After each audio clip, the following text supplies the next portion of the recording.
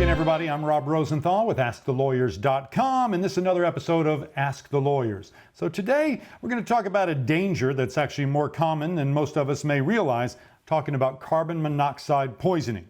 Questions are how and why and what do we do? Well, our expert today is attorney David Klebanner of the Klebanner Law Firm in Denver, Colorado. And David has handled many carbon monoxide cases over the years, and he's going to answer those questions and more for us. David, thank you so much for your time today. I appreciate it. Thanks. Good to be here. Now, let's start off. What kind of household products do we need to be concerned that might lead to carbon monoxide poisoning? What are we talking about? Well, pretty much anything that has an exhaust and that's gas power. So that can be a stove, a furnace, a boiler, even a gas dryer. Those are the primary household appliances, but it also could be even a charcoal grill or someone running a car in their garage. So in addition to household appliances, that obviously can be some other things as well, even a gas-powered generator. Right.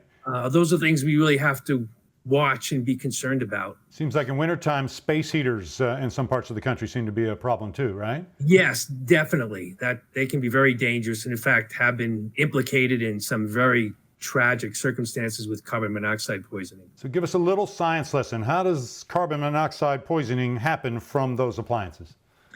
Well, when you have inadequate ventilation and inadequate combustion, what happens is you have an excess of carbon monoxide, and that gas, which is totally odorless and tasteless and colorless, so it's often called the silent killer because nobody knows it's there, that attaches to the blood cells and starves the body of oxygen, sort of attaches to the hemoglobin. So instead of the blood providing the normal amount of oxygen, the body becomes starved of oxygen, and then you get, obviously, you can get catastrophic results from that. And what are some of the diseases, illnesses, I should say? What are some of the issues that happen with, is there a wide range of things that can happen with carbon monoxide poisoning? There's a wide range of symptoms, but we're really talking about the worst are injuries to the brain and to the heart. But also you can have damage to other organs of the body, but you can certainly have heart damage, and often we see, unfortunately, brain damage. And so what are the symptoms? How do I know if it's an issue?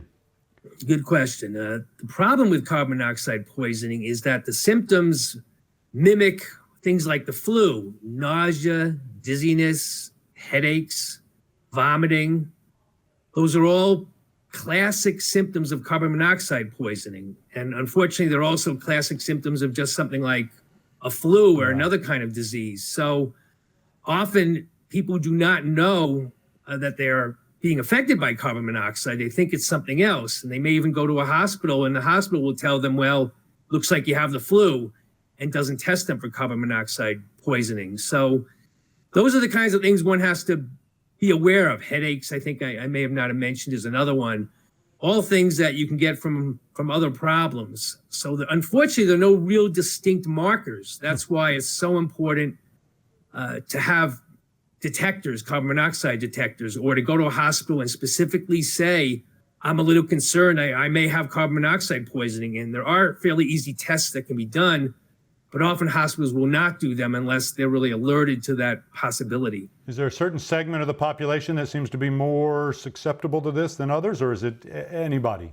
It's really anybody. Anybody that's exposed. And I've had women and children, and obviously other adults, men, anybody really can be, who is exposed to carbon monoxide can be affected and will be affected if the dosage is, if the exposure is too high, I should say. So you mentioned detectors. What are some ways we protect ourselves? Obviously, carbon monoxide detectors are one. Right. And that's probably the most important. And they're really relatively cheap, and everybody should have those. That's critical. The other thing is to really keep our appliances in good repair. So you want your furnaces and boilers, you have one, those kinds of things should be inspected annually to make sure they're operating right. You want to watch ventilation, but in a house, really, it's more having your appliances work right, I think, honestly. You don't want to do things like ever have a car running in a garage with a garage door closed. And I have a case right now where a HVAC cleaner actually left his truck in someone's garage, and it caused problems with it's actually caused carbon monoxide exposure. Wow, So ventilation, keeping your appliances really checked out are the most important things. It seems like awareness is a big part of it too, just being aware that that could be an issue. Yes, absolutely. That's really the most important thing, is to be aware that this is a possibility. What about, I'm sorry. do you see cases of it outside the home, at businesses, apartments, hotels? Is that an issue too? Absolutely. I don't know how many people are going to have portable carbon monoxide detectors, but yes, sometimes there have been some tragic instances where hotels have not had their boilers, for example, monitored or taken care of, and that has poisoned people in hotel rooms. And so again, if there are any kinds of symptoms, one should be alerted that might not be a sickness or a flu coming on. It could be something else like carbon monoxide poisoning. And I guess in that situation, the hotel would be responsible for damages then? Absolutely, yes. So how, if all this happens, if something happens, how is an attorney, at what point do I contact someone like you, and how can an attorney help me in these situations? I think we can help in a couple of ways. First, and I think initially most important, is we'll make sure that anyone coming in who suspects carbon monoxide poisoning, that we can check out the premises if there's still a possibility of exposure. Make sure a person gets the right medical treatment. And there are certain neurologists and others who are really specialized in this area, and they could help analyze what's going on, whether there's heart damage, whether there's a possible brain injury, and how to deal with that. And then the second thing, after making sure medically a person is taken care of and tested, is to try to get compensation for a person to at least have enough resources and money to go on with their lives if they're losing their job or they can't work the same way or they need expensive treatment. So it's getting some compensation for a person as well. Because I guess sometimes it's just operator error, or somebody didn't do something right, but you're saying that sometimes it's a problem with the appliance itself. It can be. I've had a case where a boiler, in fact, the way it was made, this was a hot water boiler that was made in such a way that it actually disconnected. Part of the exhaust pipe disconnected, and that became a product suit against the manufacturer, in addition to the person servicing it. So sometimes it can be actually the way something is made. Sometimes some products should have cutoff valves and have detectors on them if there's excess carbon monoxide, and they don't have those. So that can be an issue too, where it's the product itself is defectively manufactured or designed in some way.